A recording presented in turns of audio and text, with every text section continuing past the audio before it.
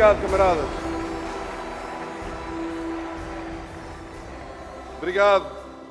Obrigado a todas e a todos.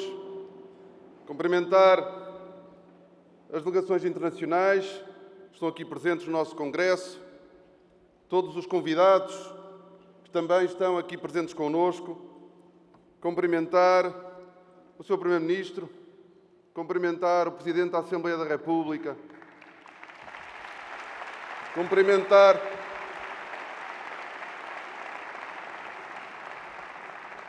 o Presidente do Partido, os membros das mesas de Congresso, o Presidente da Comissão Organizadora de Congresso, cumprimentar todas e todos os delegados, todas e todos os militantes e já agora cumprimentar todos os portugueses, todas e todos os portugueses.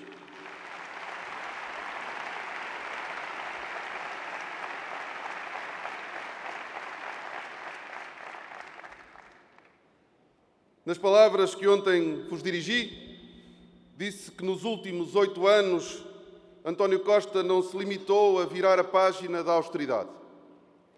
Na verdade, os governos liderados pelo nosso Primeiro-Ministro escreveram um capítulo inteiro recheado de avanços para a história da nossa democracia. Esse capítulo está prestes a ser encerrado. Agora é a nossa vez de iniciar uma nova etapa. E é sobre nós que recai a enorme responsabilidade de escrever um novo capítulo no livro da governação do PS e do desenvolvimento do nosso país. Essa responsabilidade chega num ano muito especial. Em 2024, cumprir-se-ão 50 anos de democracia. Isto significa que praticamente metade da população portuguesa terá nascido, como eu, depois do 25 de abril de 1974. Graças à luta de tantos, estes são aqueles que, como eu, tiveram a possibilidade de viver toda a vida numa sociedade com um Estado de direito democrático e social, com eleições livres, liberdade de expressão e de associação, uma justiça independente e serviços públicos que têm por objetivo garantir a educação de todos desde cedo, cuidar da saúde de todos e que a todos protegem ao longo da vida, independentemente da origem de cada um. Talvez por não termos vivido num tempo passado em que nada disto existia, possamos esquecer que a democracia e o Estado Social são as maiores construções coletivas que fomos capazes de erguer e que as vejamos como conquistas irreversíveis.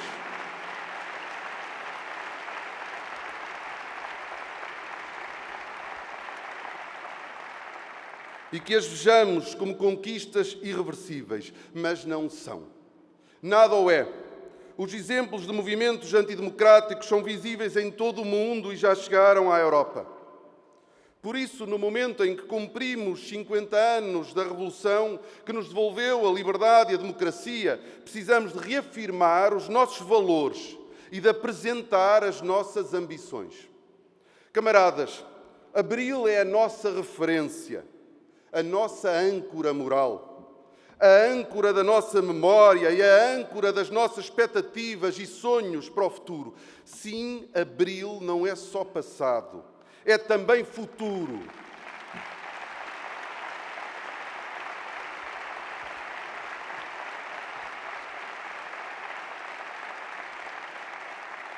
Não é só aquilo que fizemos melhor ou pior durante o último meio século, é também o que nos falta fazer, por fidelidade ao espírito daqueles que lutaram e construíram a democracia e por responsabilidade em corresponder às expectativas das gerações atuais e vindouras.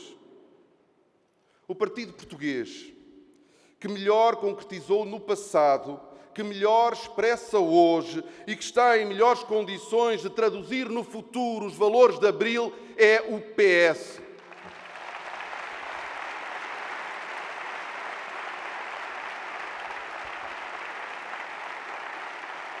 Nenhum partido contribuiu tanto como o PS para enfrentar os desafios dos últimos 50 anos e nenhum partido neste país tem maior determinação do que o PS para responder aos desafios que se colocam no futuro. Mas para isto temos de nos questionar constantemente o que faz de nós, socialistas democráticos, para onde aponta a nossa bússola moral, o que vem afinal antes de tudo o resto.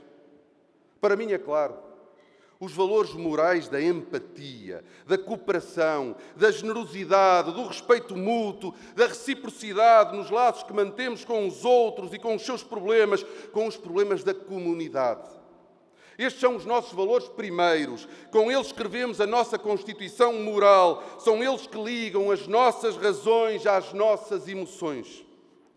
Mas estes valores têm de ter tradução concreta. O que lhes dá força é mesmo o facto de nos ajudarem a compreenderem e a agir aqui e agora. O primeiro passo para compreender o mundo é aceitar, com humildade, que enquanto seres humanos vivemos em interdependência, que desligados dos outros somos mais vulneráveis e que precisamos dos outros para agir. É por isso que aprendemos a cooperar, a fazer coisas em conjunto. É isso que a expressão "a união faz a força" quer dizer, que é através da união, da cooperação, que os fracos se tornam fortes.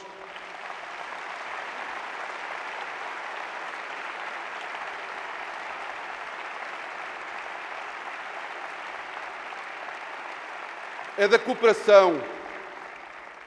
cooperação, da reciprocidade, da empatia que nasce uma comunidade nacional, com quem partilhamos uma história e com quem construímos um futuro. Uma comunidade que nos confere direitos e liberdades, mas que também nos impõe deveres e obrigações, que nos permite crescer como pessoas, como pais e como filhos, como pessoas capazes de amar e como amigos, como colegas e como vizinhos, como trabalhadores e como empresários.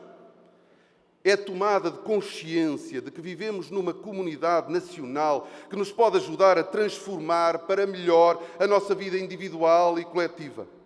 É também esta visão que nos separa da atual direita, que ao defender o lema individualista do cada um por si, organiza o mundo em função de uma competição geradora de poucos vencedores e muitos vencidos.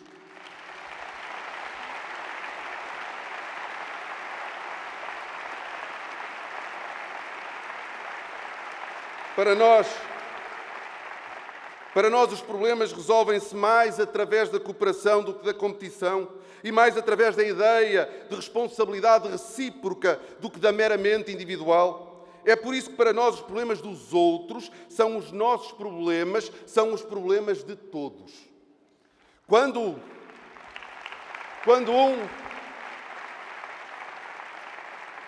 Quando um trabalhador tem salários baixos e vive em situação de precariedade, esse é um problema da comunidade.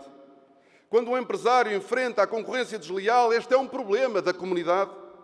Quando um pensionista tem uma pensão tão baixa que tem de escolher entre comprar os medicamentos de que necessita ou aquecer a sua casa, esse é um problema da comunidade. Quando uma família não consegue encontrar ou arrendar casa onde se sinta confortável porque o seu rendimento não suporta a renda que lhe exigem, esse é um problema da comunidade. Quando um jovem abandona a escola antes de cumprir o ensino obrigatório, esse é um problema da comunidade. Quando enfrentamos as consequências das alterações climáticas, este é um problema da comunidade, de todas as comunidades. Por serem problemas da comunidade, cooperamos para os resolver.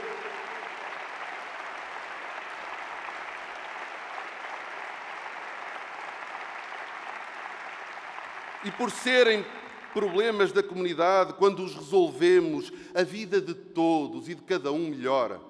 Juntos, cooperamos para proteger a dignidade no trabalho e reforçar os salários, mesmo que o trabalhador não seja nosso irmão.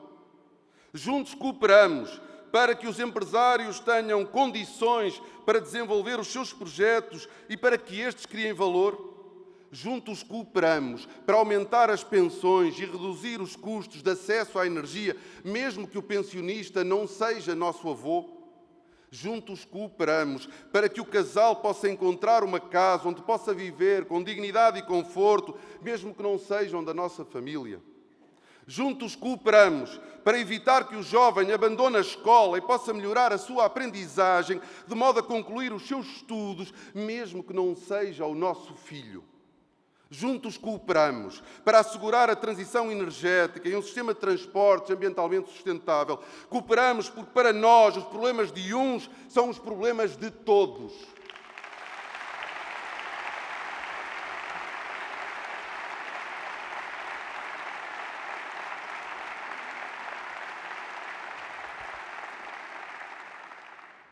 É por isso que os nossos valores, a consciência da nossa interdependência e a nossa capacidade para construir coisas em conjunto geram expectativas e ambições legítimas do que queremos para o nosso país, para os que estão vivos e para os que estão para nascer. Um país é uma cadeia de gerações. A ambição de um país desenvolvido, dinâmico e criativo, de empresários e de trabalhadores, de produtores que não esquecem as gerações vindouras, onde ninguém é de facto esquecido, onde todos se sentem cidadãos de pleno direito, onde ninguém é invisível, descartável ou visto como um fardo. A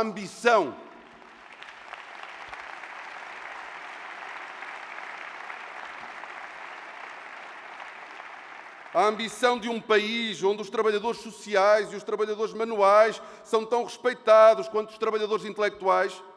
Um país onde as mulheres não têm de trabalhar mais ou desistir de progredir na carreira para cuidarem da família.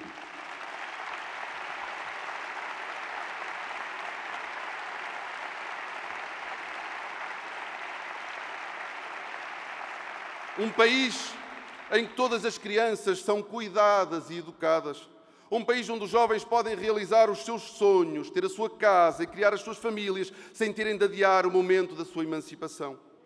Um país onde os mais velhos são respeitados e valorizados, onde uma vida de trabalho corresponde a uma reforma digna, onde ninguém é esquecido, abandonado ou deixado isolado o resto da sua vida.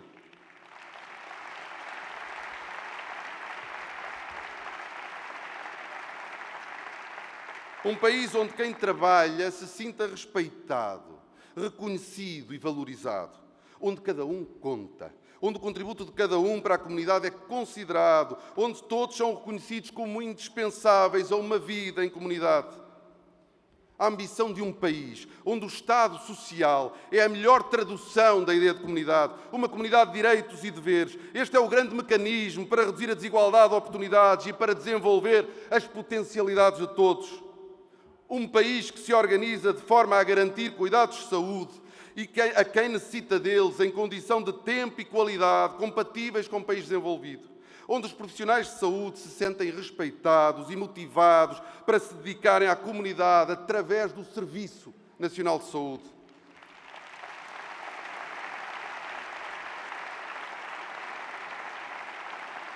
Um país onde a escola pública tem qualidade e permite o desenvolvimento pleno das nossas crianças e dos nossos jovens, independentemente de onde nasceram e dos recursos das suas famílias. Uma escola pública onde os professores se sentem reconhecidos e motivados para fazerem da escola portuguesa um espaço de florescimento e progresso intelectual.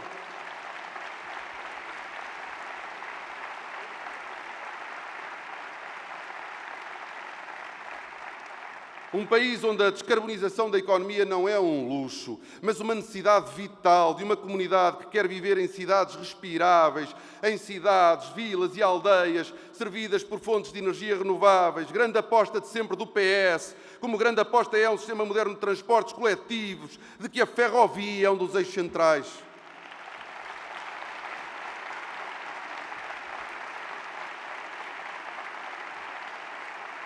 Um país onde a habitação não é um bem de luxo, onde a comunidade consegue construir um parque público que dê resposta às necessidades, não só da população desfavorecida, mas também da classe média. Um país onde o sistema público de pensões paga pensões dignas a quem trabalhou uma vida inteira, mas que não depende só das contribuições dos trabalhadores para se financiar. Não queremos um país na média europeia. Ambicionamos um país de topo, no topo da qualidade de vida, da segurança e da inovação.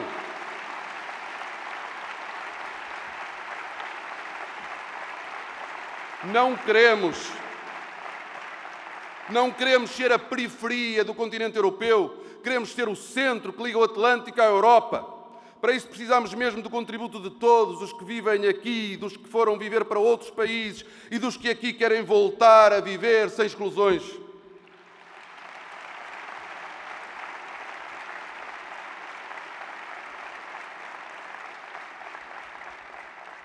Para podermos realizar estes nossos sonhos e ambições, teremos de conseguir vencer o desafio da transformação estrutural da nossa economia.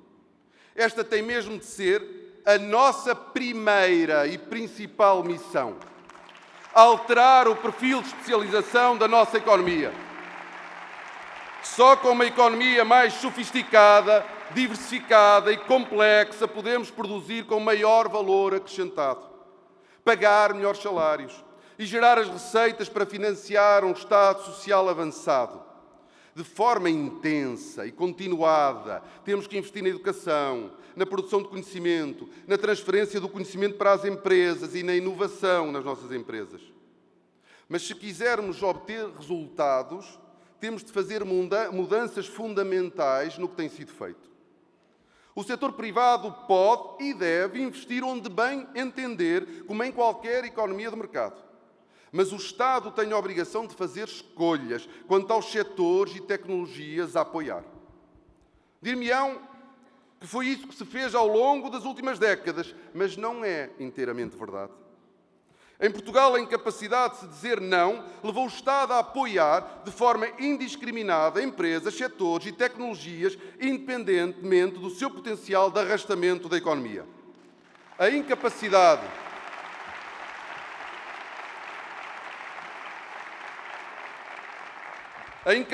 de fazer escolhas levou a que sucessivos programas de incentivos se pulverizassem em apoios para todas as gavetas, de forma a assegurar que ninguém se queixava.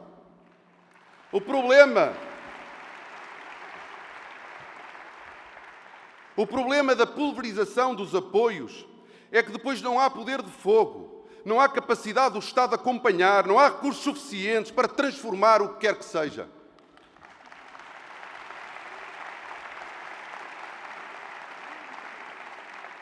Atenção!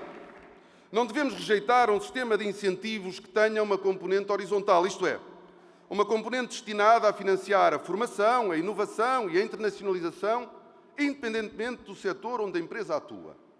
Devemos acentuar a dimensão vertical do sistema de incentivos e intensificar o grau de seletividade que permita garantir a concentração de recursos necessários para desenvolver aqueles setores ou tecnologias capazes de arrastar processos de transformação económica.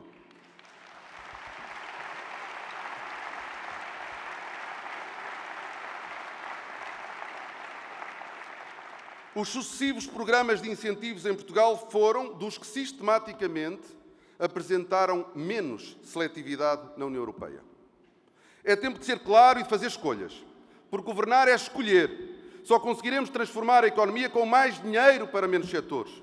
É preciso fazer escolhas com base nas competências empresariais, científicas e tecnológicas já existentes em Portugal. A base é o que temos. O destino é a alteração do perfil de especialização da economia portuguesa. Sem isso não haverá maior e melhor criação de riqueza, empregos bem remunerados e serviços públicos robustos.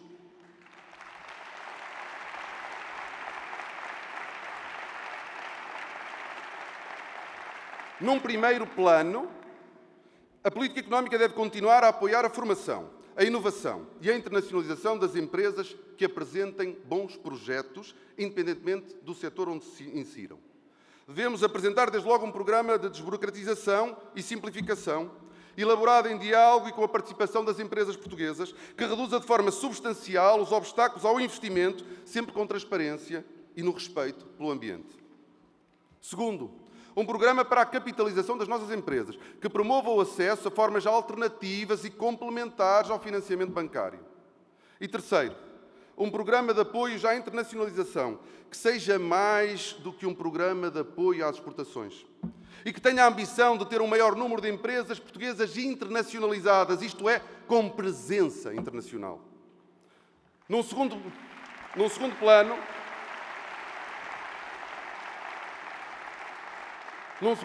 e talvez mais importante, a política económica portuguesa deve fazer escolhas, isto é, ser mais seletiva. Devemos assumir um desígnio nacional para a próxima década, selecionar um número mais limitado de áreas estratégicas onde concentrar os apoios durante uma década. Concentrar a maior parte dos apoios nestas áreas, na investigação nestas áreas, nos centros de transferência de conhecimento destas áreas, no desenvolvimento de produtos e tecnologias destas áreas e nas empresas com projetos que se insiram nestas áreas estratégicas. A seleção deve ser... A seleção deve ser, naturalmente, participada e discutida. Deve ser transparente e objetiva. Tem de haver competências empresariais, tecnológicas e científicas, potencial de crescimento e de arrastamento e consequências na resolução de problemas específicos da sociedade portuguesa. E para isso vamos querer escolher, com os agentes económicos, a academia e o país, as áreas estratégicas para desenvolver na próxima década. Queremos a nossa economia mais rica e desenvolvida, sabemos que é possível, só temos que decidir e agir.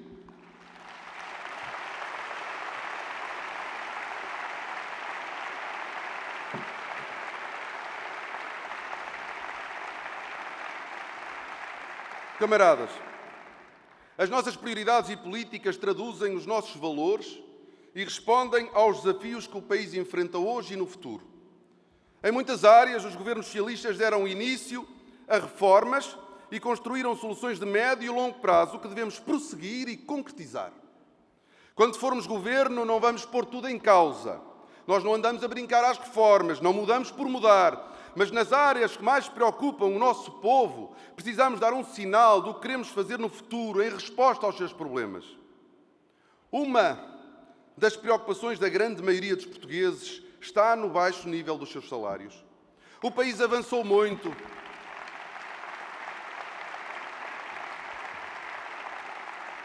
O país avançou muito nos últimos 8 anos, mas temos consciência de que há muito para fazer. O Governo atual havia definido como meta o aumento do salário mínimo nacional dos atuais 820, em 2015 eram 505, dos atuais 820 para 900 até 2026. Nós propomos que no final da próxima legislatura, em 2028, o salário mínimo atinja pelo menos os 1.000 euros.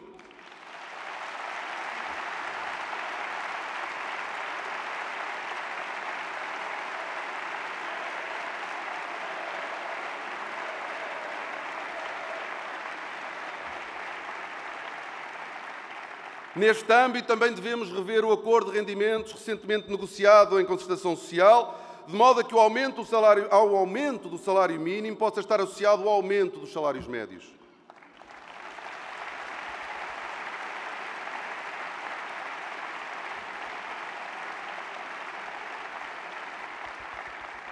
Os salários de hoje são a base das pensões futuras.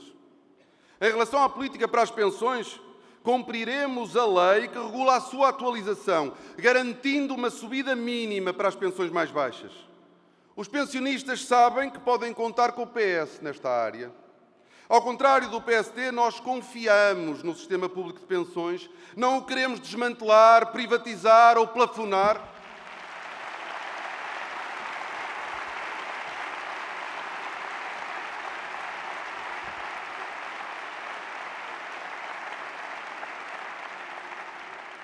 Mas no que toca ao domínio da segurança social, faremos mais. Hoje, o sistema público de segurança social é financiado, sobretudo, por contribuições sociais que dependem do nível de emprego. No entanto, a economia está em profunda transformação. A automatização, a robotização e a inteligência artificial têm um enorme potencial para aumentar a produtividade, mas trazem desafios. Neste processo, muitos setores altamente lucrativos, mas com poucos trabalhadores, deixam de contribuir para o sistema de segurança social tanto quanto poderiam e deveriam. Por isso,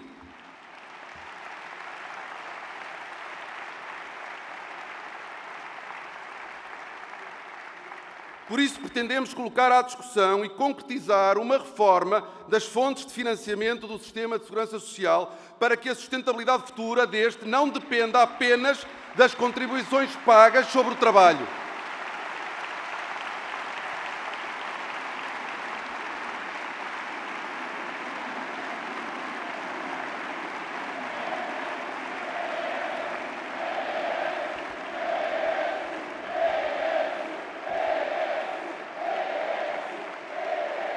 Obrigado.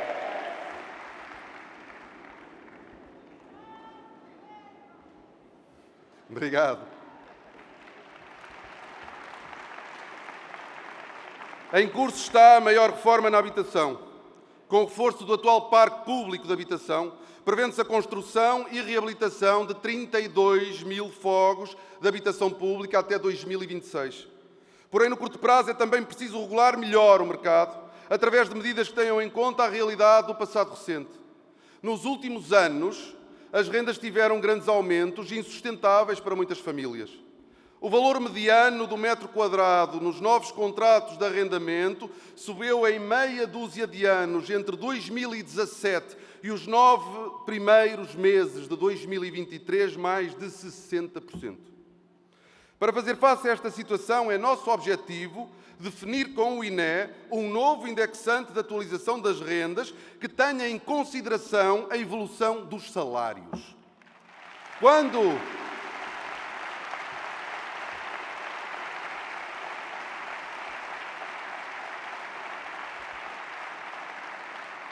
Quando a inflação é igual ou inferior a 2%, a atualização das rendas continua a ser como ocorre hoje. Quando a inflação é superior a 2%, a atualização das rendas terá de ter em linha de conta a capacidade das pessoas as pagarem, capacidade essa que é medida pela evolução dos salários. Ou seja,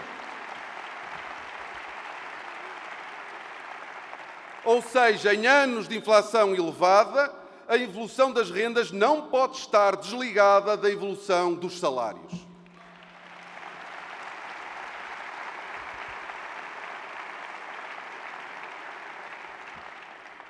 Nos setores da saúde e da educação, há mudanças estruturais em curso, postas em prática pelo atual Governo, que não desperdiçaremos. No caso do Serviço Nacional de Saúde, a reforma que entrou em vigor no início do ano é a maior reforma do SNS das últimas décadas. Precisa de ser implementada e consolidada. As alterações na forma de gestão do SNS, a criação das unidades locais de saúde, a aposta na prevenção, as alterações à forma de financiamento, a garantia de mais autonomia de gestão, a desburocratização de processos no SNS vão ser mudanças muito importantes no funcionamento do Serviço Nacional de Saúde. Mas há mais trabalho para fazer. Precisamos de investir na valorização da carreira médica para termos profissionais de saúde motivados para trabalhar no SNS. Precisamos de investir na modernização dos equipamentos usados no SNS. E, sobretudo, precisamos de continuar a acreditar e a investir no SNS para que ele dê uma resposta de qualidade às necessidades dos portugueses, mas para que também dê novas respostas a necessidades de sempre dos portugueses. Portugal apresenta sistematicamente maus resultados no que diz respeito à saúde oral. Sabemos bem que só conseguiremos superar esses maus resultados se a medicina dentária passar a ser uma realidade consistente no SNS.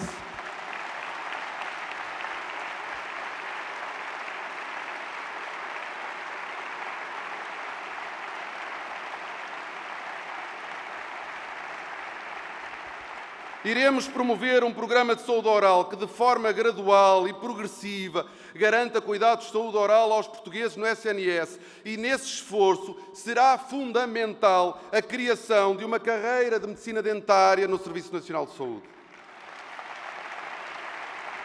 Queremos que a saúde oral dos portugueses passe a ser uma preocupação do nosso Serviço Nacional de Saúde. A necessidade de garantir que o sistema público é capaz de atrair e reter mais profissionais também existe na escola pública. Trata-se de uma das áreas em que o nível de envelhecimento é mais expressivo e em que é premente o reforço de docentes que permita responder às necessidades identificadas no curto, médio e longo prazo. Nós não fazemos como o último governo das direitas, que sem capacidade de planeamento disse a professores para emigrar.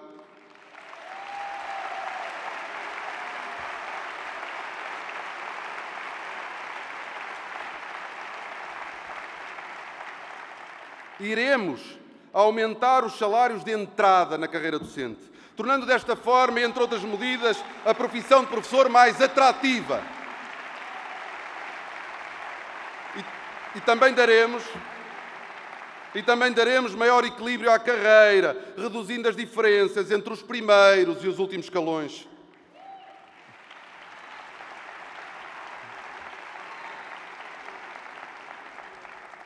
Tão ou mais importante que enunciar o que se quer fazer é ter capacidade de decidir, fazer e avançar aqui e agora nos problemas concretos. Decidir. Curiosamente,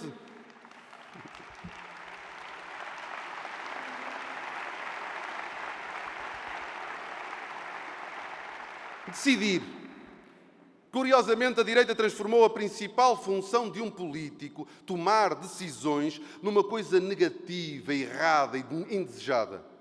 Mas é compreensível. Para a direita, decidir representa um pesadelo. Resulta, por um lado, do mantra que o mercado tudo resolve e, por outro lado, da sua inexperiência e impreparação governativa. É por isso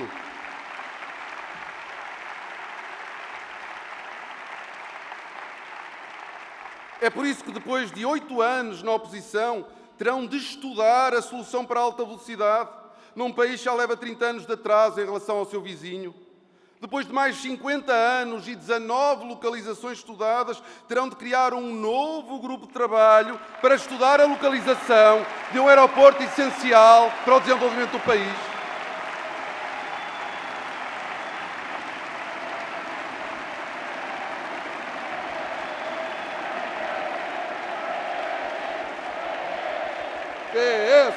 PS.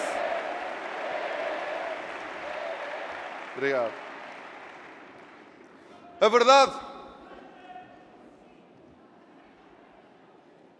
verdade é que não podemos esperar. Portugal não pode esperar. Queremos decidir, queremos avançar. Avançar é resolver os problemas e responder às legítimas ambições dos portugueses. Avançar é modernizar o país, qualificar o emprego e tornar a economia mais sofisticada e mais diversificada. Avançar é aumentar rendimentos e garantir justiça a quem trabalha e trabalhou toda uma vida. Avançar é olhar os jovens nos olhos e dizer-lhes que o país tem futuro para eles.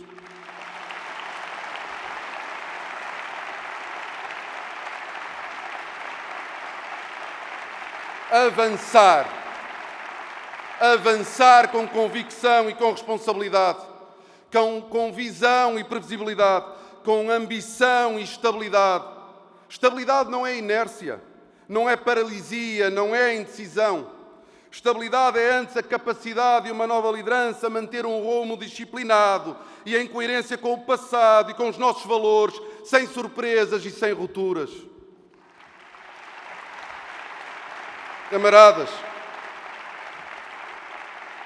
apresentamo-nos para este novo capítulo da nossa história com a mesma clareza nas ambições com que nos apresentámos até aqui. Queremos celebrar os 50 anos do 25 de Abril, de olhos postos no futuro, para defender as instituições democráticas, desenvolver e reformar o Estado Social e acelerar a transformação da economia portuguesa. Dia 10 de março, vamos continuar a avançar, juntos, porque sabemos que isolados e sozinhos não vamos a lado nenhum, concretizando aqui e agora um Portugal inteiro que não se negocia nem se divide. Viva o PS! Viva Portugal! PS! PS! PS!